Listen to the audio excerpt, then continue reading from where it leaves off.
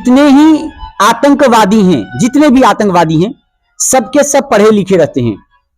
ज्यादातर जो आतंकवादी पाकिस्तान से आते हैं वे वेल क्वालिफाइड रहते हैं, ऐसा हम सब जानते हैं।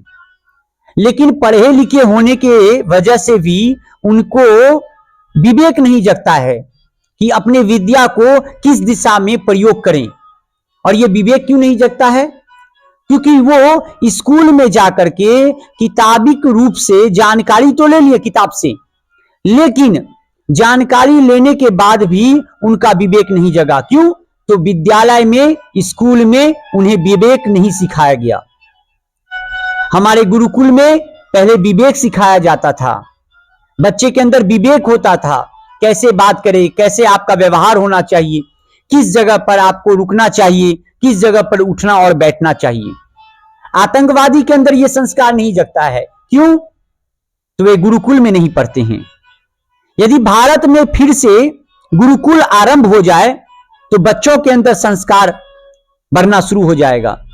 आप अब इतिहास के पन्ने को उल्टा के देख लीजिए। मैं आज का इतिहास का बात नहीं कर रहा हूं, जो बदला हुआ इतिहास है, मैं उस इतिहास का बात कर रहा हूं जो सचमुच हुआ है। आप उसके एक पन्ना उल्टा के देख लीजिए, आपको वहां से समझ में आ जाएगा कि हमारे पूर्वज जो गुरुकुल में पढ़ाई किए हैं, वहां से विद्या ग्रहण किए हैं, उनके अंदर कितना विवेक था। उस समय में वृद्धाश्रम नहीं था। हम अपने माओं को वृद्धाश्रम, पिताओं को वृद्धाश्रम नहीं भेजते थे। क्यों? तो हमारे अंदर विवेक था। देखिए, सत्संग में जब तक नहीं बैठिएगा तब तक आपके अंदर विवेक नहीं जगेगा। रामचरितमानस में बाबा तुलसीदास जी कहते हैं, बिनु सत्संग विवेक ना होई। अर्थात जब तक आप सत्संग में नहीं बैठते हैं, अपने बड़ों के साथ नहीं बैठेंगे, बड़ों से ज्ञान नहीं लेंगे, तब तक आपके अंदर विवेक नहीं जगेगी।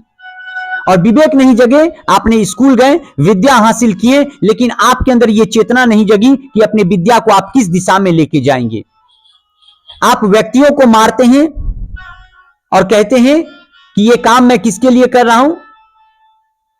तो अपने उस शक्तिशाली ईश्वर के लिए कर रहा हूं। कौन है आपका ईश्वर? क्या भगवान किसी भी व्यक्ति को दुख और तकलीफ देने को कहते हैं? नहीं कहते हैं। और यदि कहीं लिखा है किसी व्यक्ति को मार दो, तब वो भगवान नहीं हो सकता है, क्योंकि यह सृष्टि भगवान का बनाया गया है। आप किसी भी जीव जंतु को हत्या करके, किसी भी व्यक्तियों को कष्ट दे करके आप डॉक्टर बन गए हैं, लेकिन आपके अंदर विवेक नहीं है कि आप कैसे अपने मरीज, अपने पेशेंट को आप इलाज करेंगे।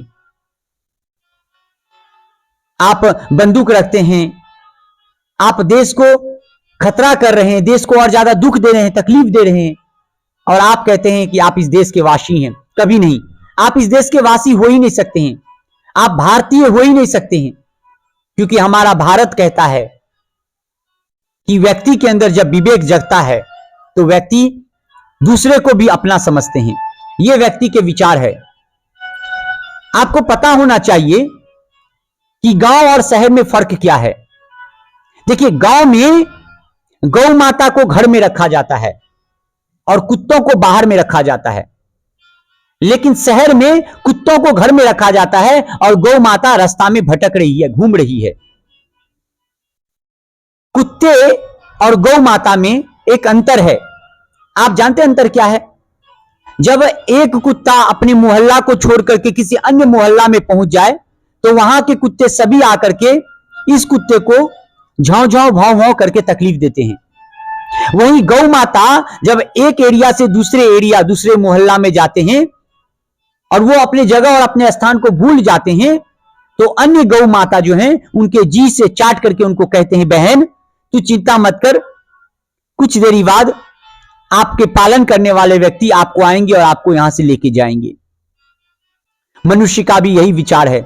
यदि व्यक्ति दूसरे व्यक्ति को कष्ट देना शुरू कर दे तो व्यक्ति में इंसानियत नहीं है। इंसानियत इंसान को इंसान बना देता है।